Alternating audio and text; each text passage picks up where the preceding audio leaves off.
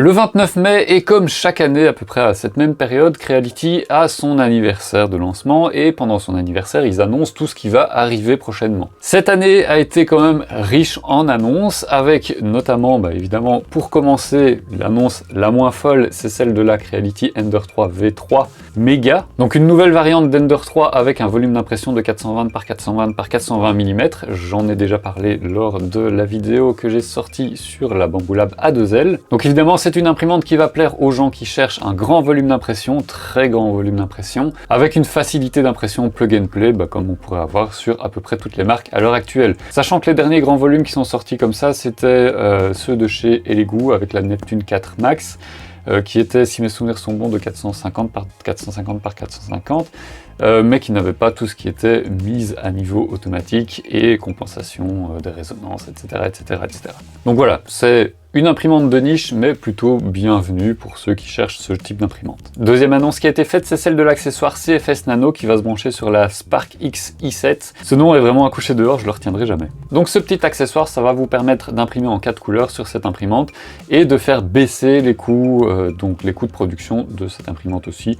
C'est encore une fois bienvenu et ça va servir à rendre cette Spark X i7 plus accessible financièrement et donc probablement une meilleure concurrence, une meilleure réponse à tout ce qu'on trouve sur le marché actuellement dans cette gamme d'imprimantes. Et donc ça arrive en juillet. Troisième annonce, celle d'un nouveau dryer, le SpacePi X4S, donc qui est une variante qui est capable de monter jusqu'à 110 degrés. Donc c'est aussi une variante qui va permettre de faire de la recuisson de pièces que vous aurez imprimées. Donc comme pour le CFS normal, vous avez toujours deux compartiments, donc qui permettent de sécher des bobines 2 par 2 séparément avec des températures de séchage différentes.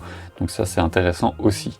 Maintenant attention, sécher à haute température, ça peut altérer la qualité physique des filaments et ça peut rendre des filaments inutilisables à l'impression 3D.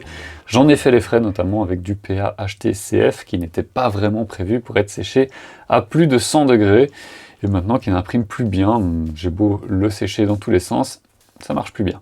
Et alors petit plus aussi de ce dryer, c'est qu'il est enfin connecté, donc vous pouvez le diriger à distance et vous pouvez le surveiller à distance. Donc ça, c'est très cool aussi. Maintenant, c'est pas un CFS, donc vous pouvez pas le brancher sur une imprimante à la place du CFS. Malheureusement ou heureusement, ça reste un dryer qui est indépendant. Quatrième annonce, c'est celle du nouveau scanner de la marque, le Creality Pika. Donc qui sera un petit scanner low cost avec un petit écran intégré et qui permettra de faire des scans en infrarouge comme vous pourriez le faire avec des scanners plus chers ou en tout cas avec des scanners d'entrée de gamme comme le Creality Ferret. Alors ce qui est intéressant ici, c'est qu'on est sur un appareil qui est totalement indépendant a priori, donc ça n'a pas besoin de smartphone pour fonctionner et c'est assez compact. Je suis curieux de voir les performances réelles de ce type d'appareil et surtout le prix de vente aussi, mais m'est avis qu'on sera sur moins de 500 €. Sinon, cinquième annonce, mais qui n'est pas une nouvelle, c'est les Creality M1 et R1 qui seront lancés prochainement, donc après la campagne de Kickstarter qui a vraiment été un grand succès pour eux. Donc c'est un shredder donc, qui permet de broyer du filament et un appareil qui permet de recréer du filament. On verra si ça fonctionne bien avec les appareils qui seront donc de sortie. Maintenant, est-ce que c'est encore pertinent à l'heure actuelle ? Voilà, je ne peux pas me prononcer, mais on voit quand même qu'il y a une évolution des imprimantes qui est en train de se faire, et une évolution aussi au niveau des systèmes qui permettront de créer moins de déchets, voire plus du tout de déchets, comme on a par exemple sur la Snapmaker, comme la Flashforge, la nouvelle Flashforge qui a été annoncée, et comme le nouveau système Glitech qui a été annoncé. Donc ça, on va en parler un petit peu après. Alors, autre petite annonce qui est là plus anecdotique selon moi, c'est une certification qui dit que les filaments de chez Creality sont safe pour les enfants et les animaux de compagnie. Voilà, vous jugerez si c'est nécessaire pour vous. Au niveau des graveurs laser, il y a du changement aussi puisqu'ils ont annoncé le Creality Falcon A1C, qui est un graveur qui dispose d'un axe Z plus important, donc qui permettra a priori de faire plus de choses sur la hauteur. Donc je suis curieux un petit peu de voir ce que ça va apporter réellement. Pas beaucoup plus d'annonces à ce niveau-là, mais normalement ce sera un graveur qui sera accessible et plutôt orienté entrée de gamme. Donc ça c'est bien aussi pour quelqu'un qui veut démarrer dans la gravure laser. Toujours au niveau des graveurs laser, on a le nouveau Falcon T1 qui est un nouveau graveur qui permettra donc de graver soit en diode, soit en MOPA, soit en UV. Donc c'est assez versatile niveau options. Alors on est sur un prix qui commence à 2249 $, et qui va monter jusqu'à 4500 $ pour la version MOPA 60 watts. Bon, évidemment, c'est des chiffres qui sont quand même plutôt élevés, mais bon, les graveurs de ce type sont en général très chers, et par rapport à Xtool, par exemple, on est quand même sur des prix qui sont inférieurs, donc c'est plutôt intéressant de constater qu'il y a de la concurrence qui arrive sur ce marché. J'espère que tout ça va guider les prix tout doucement vers le bas. Alors, autre petite annonce aussi, Creality se lance dans les chaussures imprimées en 3D, avec des machines qui seront dédiées, qui sont des machines plutôt orientées professionnelles, donc vous risquez pas d'en voir arriver sur la chaîne ici. Mais malgré tout, si vous avez l'âme d'un créateur de chaussures, sachez qu'il cherche des gens qui sont capables de dessiner des chaussures pour pouvoir après les commercialiser. Donc voilà, si le cœur vous en dit, les candidatures sont ouvertes. Bon, et sinon, on y arrive enfin, mais l'annonce qu'il ne fallait pas rater pour les 12 ans de Creality, c'est l'annonce du système Clitech. Bon, évidemment, passons sur le nom Clitech qui est un peu bizarre, mais voilà, c'est pas grave. En soi, ce qui est important, c'est qu'il y aura du gros changement sur les prochaines séries d'imprimantes de chez Creality.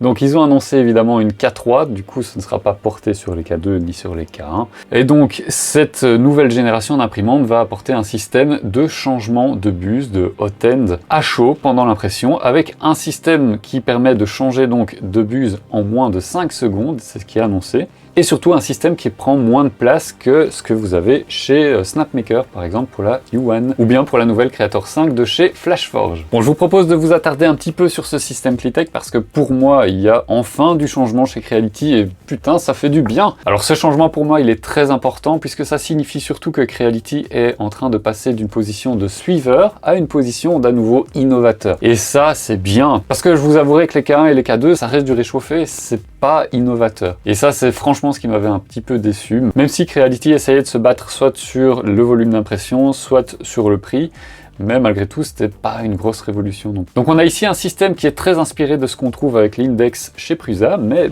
c'est pas une copie vu que l'index n'est pas encore sorti, donc il n'y a pas de reverse engineering qui a pu être fait. D'ailleurs, ce qu'on voit, c'est qu'au niveau des têtes d'impression, donc qui sont indépendantes, on a à chaque fois une arrivée en USB-C. Là où chez Prusa, la chauffe de la hot end se fait directement via un système par induction. Alors est-ce que ce système d'induction est breveté et empêche la copie ? Je ne sais pas, mais malgré tout, voilà, on a une alimentation qui est indépendante pour chacune des têtes d'impression, mais on a tout le système d'extrusion qui reste sur la tête d'impression. Alors, autre changement qui fait vraiment du bien chez Creality aussi, pour ceux qui l'auront remarqué, c'est qu'enfin, on nous annonce de l'impression en TPU 85A. Alors ça, c'est très important parce que le TPU chez Creality, ça a toujours été un petit peu leur talon d'Achille. Or là, ils annoncent clairement que c'est faisable, donc ça veut dire qu'ils ont enfin réglé leur problème d'extrudeur qui n'était pas capable de sortir facilement du TPU sans bricoler ou sans devoir carrément changer d'extrudeur avec un extrudeur qui est vendu par une autre marque. Donc ce nouveau système, il est annoncé pour le Q3 2026, donc ça veut dire entre juillet et septembre. À mon avis, on sera plutôt aux alentours de septembre parce que j'imagine mal Creality sortir une nouvelle imprimante en plein mois de juillet. Je pense que ça aurait plus d'effet si c'est sorti à la rentrée ou aux alentours de la fin août. Alors si on regarde un petit peu les détails de l'annonce sur le système Clitech, il y a un détail qui m'a fait tiquer, c'est qu'ils annoncent que d'un point de vue logiciel, ils seront prêts pour imprimer avec deux tailles de bus différentes sur un même modèle. Et donc ça c'est important aussi parce que ça veut dire qu'ils annoncent que par exemple vous pouvez imprimer les surfaces en 0.2 et vous pourrez imprimer le remplissage en 0.8 par exemple pour gagner du temps d'impression.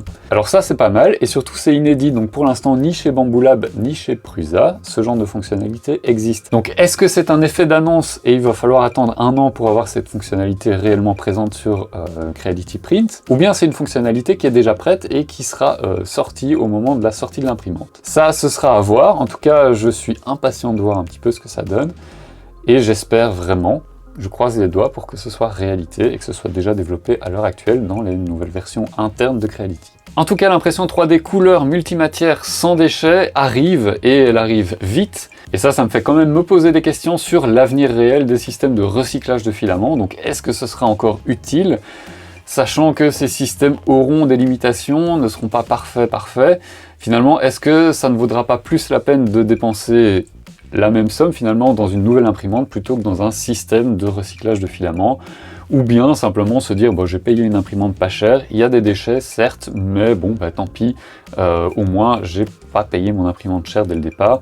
et je fais un petit peu de déchets lorsque je fais un petit peu d'impression multicouleur. Voilà, en tout cas pour moi ça enlève de la pertinence au système R1 et M1 de chez Creality. Dans tous les cas, ça fait du bien de voir de la vraie concurrence arriver, avoir des systèmes qui sont différents d'une marque à l'autre, de pouvoir comparer un petit peu ce qui va marcher, de ce qui va moins bien marcher, mais dans tous les cas, je me dis que Creality avance ses pièces d'une bonne manière, et par rapport à Bambu Lab avec le système Vortec, qui est certes fonctionnel, qui est déjà présent sur le marché, mais qui n'est pas parfait, je me dis qu'il y a une carte à jouer aussi. Donc voilà, j'ai envie de dire rendez-vous probablement prochainement, j'espère pour tester cette imprimante. J'ai aucune info par rapport à ça. Voilà, en tout cas j'espère que ce petit débrief sur toutes les annonces qui ont été faites par Creality pour leur 12e anniversaire vous aura plu. Moi je vous dis à très bientôt pour une prochaine vidéo. N'hésitez pas, si vous avez des remarques et des questions, mettez-les en commentaire. Et d'ici à cette prochaine vidéo, portez-vous bien. Ciao.